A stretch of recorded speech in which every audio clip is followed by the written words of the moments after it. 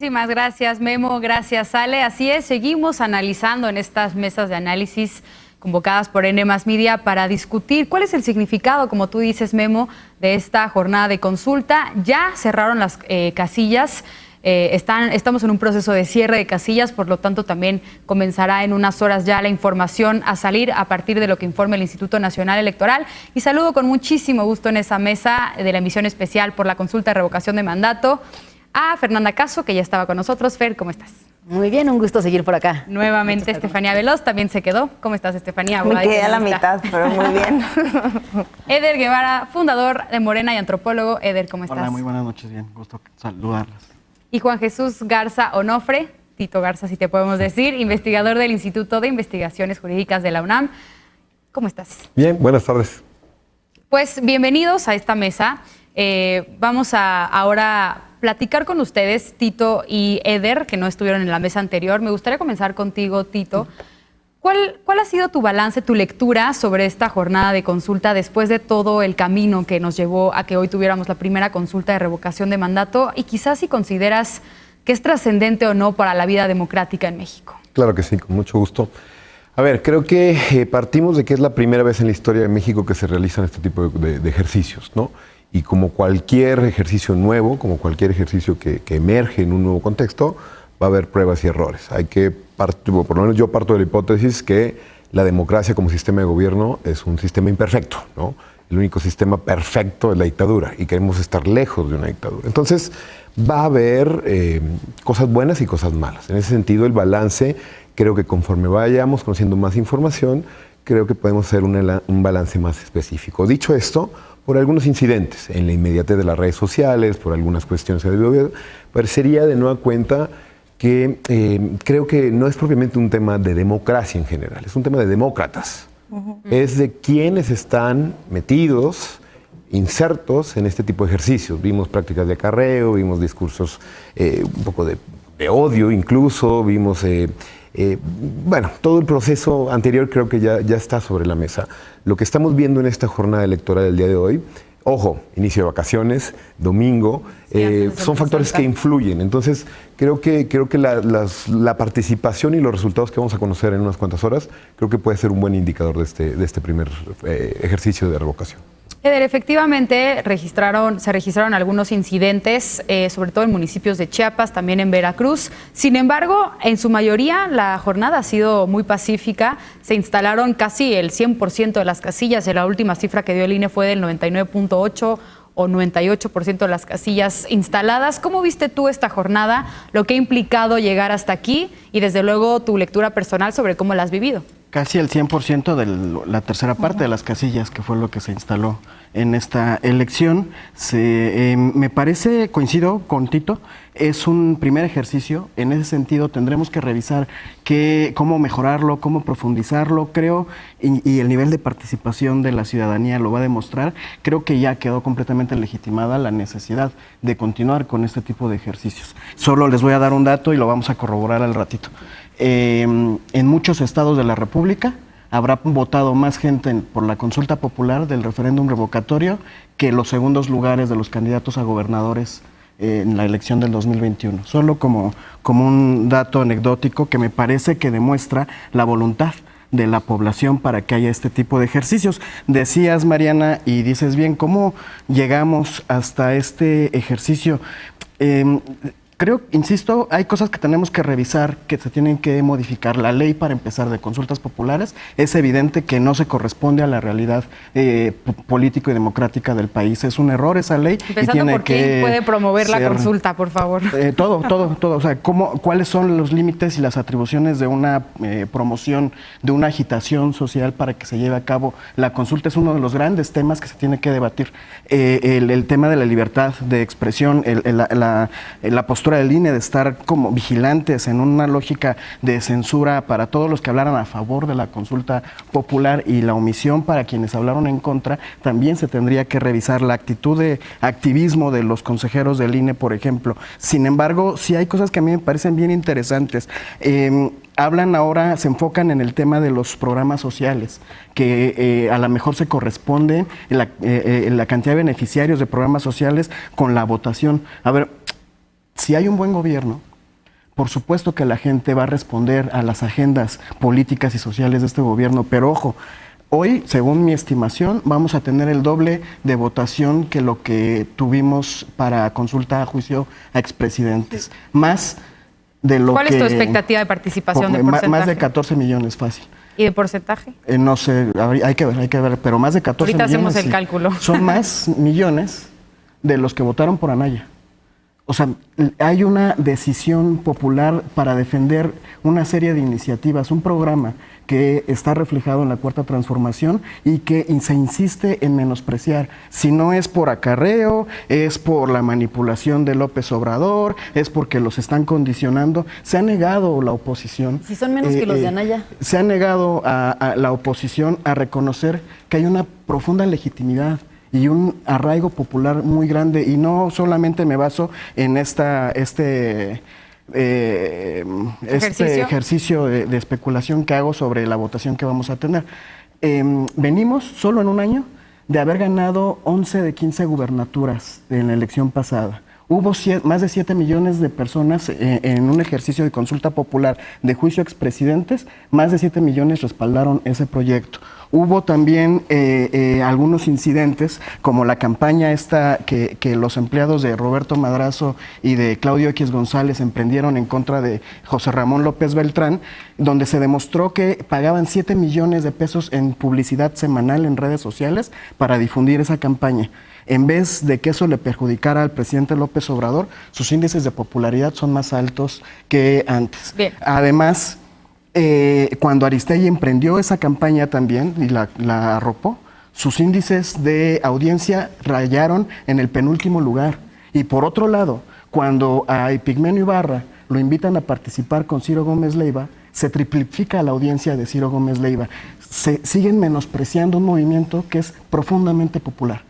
Y la visión, y el mejor ejemplo de cómo se menosprecia a ese movimiento es lo sobrerepresentada que está la oposición en los medios de comunicación. A mí me gusta mucho Punto y Contrapunto, el programa donde participamos, porque se garantiza siempre paridad, siempre 2 y 2 en las posturas, porque entendemos, desde su línea editorial se entiende que al menos hay 2 grandes visiones de país en este momento. Esa pluralidad no se ve reflejada en los medios de comunicación. Simplemente en este proyecto tan interesante de N+ Media, podemos ver a compañeras que claramente vienen de ejercicios de la derecha, de la oposición, encabezando titulares, y no a nadie cercano a Morena.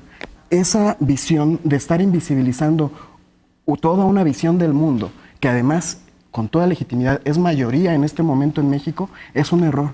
Es un error, y si no lo asumimos al menos como una actitud democrática de abrir a otras visiones del mundo los medios de comunicación, mínimo por un interés comercial. Hasta la señora Las Tlayudas tuvo más visión de negocios que muchos dueños de consorcios mediáticos. A ver, Fer. Digo, aquí habemos conductores de todo en N+ Media. La semana pasada hicimos no sé cuál fue la crítica, pero aquí, y ustedes los conocen, ¿no? El primer conductor de Punto y Contrapunto, Genaro Lozano, que sigue siendo parte del canal. Y bueno, hay muchos otros que equilibran, y justo es algo que se busca desde el canal. Y bueno, no sé exactamente cuál fue el reclamo aquí, pero que me parece que esta es una mesa equilibrada, yo ¿no? tampoco No sé si hay algún reclamo. No es un reclamo, en general es una lógica de todos los medios de comunicación. Andrés Manuel lo ha Bueno, sacado no, pero sus digamos, gráficas. ¿esta mesa la sientes desequilibrada? No, por eso ok, dije... ok. Lo que buscamos en esta Punto y mesa y en todas Contrapunto. las mesas de Punto y Contrapunto, y en general creo que en el canal de N+ Media, es el balance y sobre todo la pluralidad.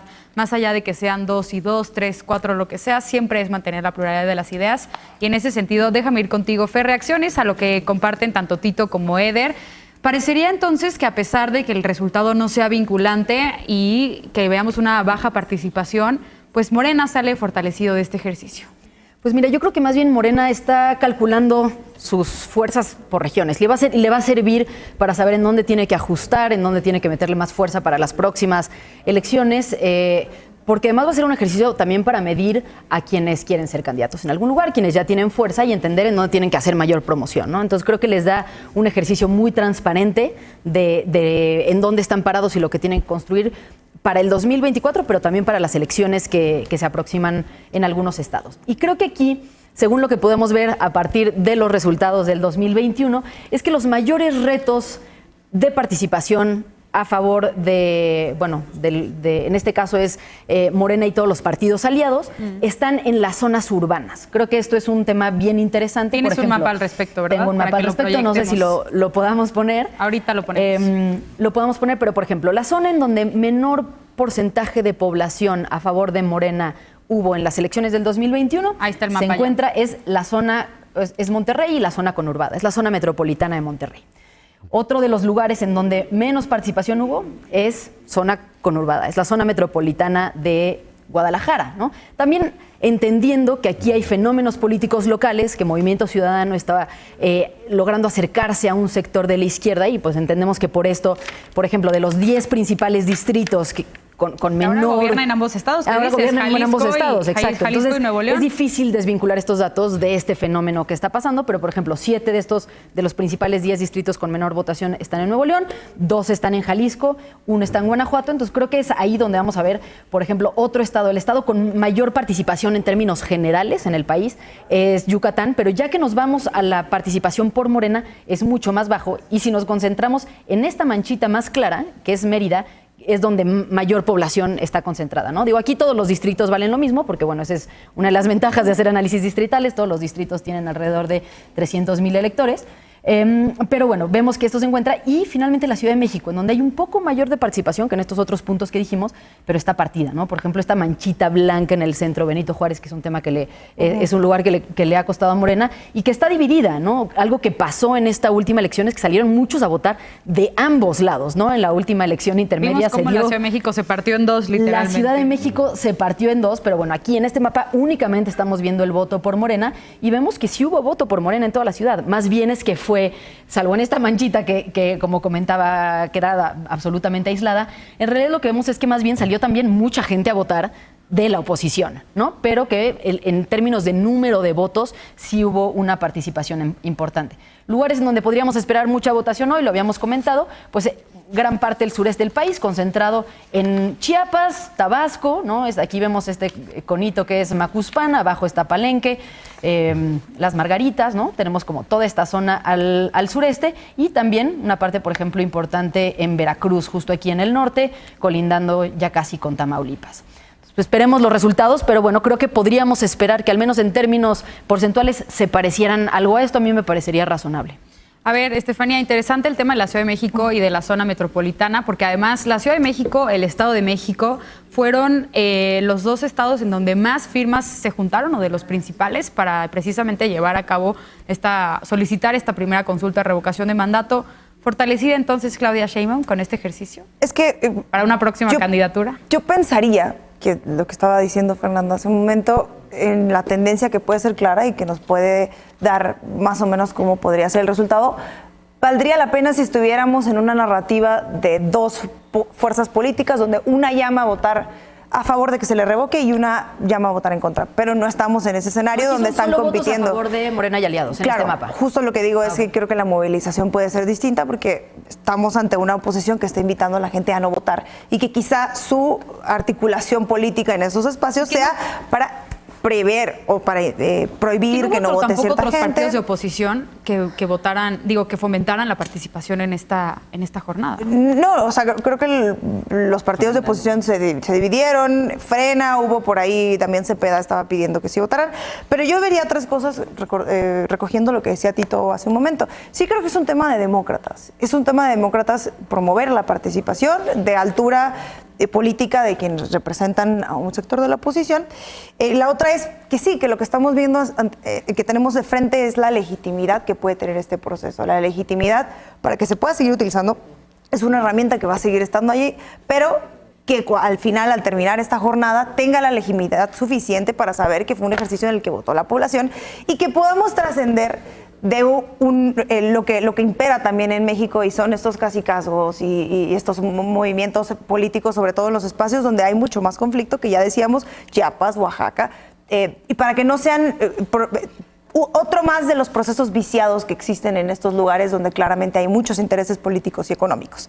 Y la tercera es lo que decía Eder, con quien coincido, y es, si al final del día el análisis político, las mesas de debate, quienes escriben artículos, salen con una narrativa, o que ya llevan varios días con una narrativa de que va a ser un porcentaje muy menor, que la gente no va a votar, que no se va a poder llegar a la meta, o ni siquiera al 20%, que va a ser un rotundo fracaso y tal, y nos demuestran que no fue así, como pasó en la elección del 2021, donde decían que la oposición iba a arrasar, y no fue así tampoco, y hablamos de quienes analizan, quienes ven, quienes están todo el día en la opinión pública, y no es así. Sí estamos ante un gran problema de falta de entendimiento de quienes se supone que están estudiando el tejido social o el movimiento político en México, y que vuelvan a fallar, porque entonces sí estamos ante una representación muy pequeña que no sabe que la mayoría de la población de México quiere participar en un proceso democrático, sí promovido por el presidente, sí propuesta del presidente cuando quería ser presidente,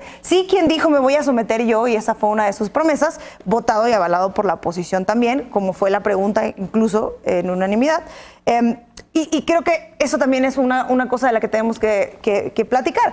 Más allá del porcentaje de votación, del sí, sí, no, del movimiento, de los lugares donde hay más votación, de donde Morena, de lo que implica para las elecciones que vienen en los estados el cambio político. Eso va a ser el tema realmente. El tema es la legitimidad que pueda poner sobre la mesa y ante cuántas personas nos vamos a estar equivocando haciendo una lectura fallida una vez más de cuál es la voluntad popular. Porque sí es verdad que hay una disonancia entre varios discursos de que van a fallar estos procesos, que la gente ya no quiere al presidente, que no está contenta, y si el resultado es otra cosa distinta, bien, pues sí tendremos la responsabilidad de hacer un análisis mucho más interesante. Tito, reacciones a lo que dicen tus colegas. A ver, creo que en definitiva lo que nos estamos jugando aquí no es una revocación. Parecería que es una ratificación, y en eso de acuerdo en que la ley se tiene que modificar, una ley tardía, una ley laxa, con muchos malos interpretaciones en corte, en tribunal electoral, dimes y diretes de los dos lados, a mí de lo más bochornoso, y como han pasado tantas cosas, creo que es un proceso que ha desgastado mucho a la figura, pero creo que la figura es por sí misma valiosa. Pero hay que recordar que abrieron fiscalía, una carpeta en la Fiscalía General de la República contra 6 consejeros y consejeras del INE por una votación que fue tomada de manera colegiada en diciembre. El presidente de Morena en la Cámara de Diputados pidió que se abriera una investigación, puso una denuncia y demás, y a partir de ahí creo que se han enturbiado. Usar el derecho como arma para perseguir ciertas cuestiones, creo que ha terminado menoscabando propiamente esta figura. Dicho esto, y creo que son temas bien interesantes los que me pusieron sobre la mesa Estefanía y Eder, lo que sí creo es que si nos centramos propiamente a lo que mencionó Fer con el mapa, a la pregunta en concreto de Claudia Sheinbaum, me parece que claramente hay un partido político moviendo una estructura y un aparato para incitar a la participación política, ¿no? Hablo del caso de Monterrey, que soy de Nuevo León. Allá la encargada propiamente de llevar a cabo el proceso de revocación en Nuevo León era Clara Luz Álvarez, la ex candidata a la gobernatura, ¿no? Y ojo, creo que esto en mayor o menor medida ¿se vale o no se vale? Bueno, tendremos que revisar un poco la ley. Lo que sí creo es que esta idea del votar por votar, del hacer democracia por democracia, creo que en el caso particular pierde un poco el fondo, porque lo que nos están preguntando no es algo que haya seguido un curso natural, tiene detrás una estructura. Y en ese sentido, me parece que el tema en concreto de esto sí da para varias lecturas que quizá tendremos que ver: programas sociales, elecciones en los próximos 6 estados, viene Estado de México y Coahuila en la antesala del 23. Creo que puede servir utilizar esa narrativa para disfrazar un derecho que tiene que venir de la ciudadanía y no propiamente del poder. Perfecto, solo que aquí, quizá en la próxima legislatura, hagan una ratificación de mandato. Bien, y no pues una revocación. Se nos fue el tiempo de este bloque de análisis, desde luego que tenemos más ideas que discutir, y sí, una ley que tendrá que ser perfectible. Vamos ahora a una pausa y regresamos con más en esta parte de la cobertura especial de N+ Media sobre la primera consulta de revocación de mandato.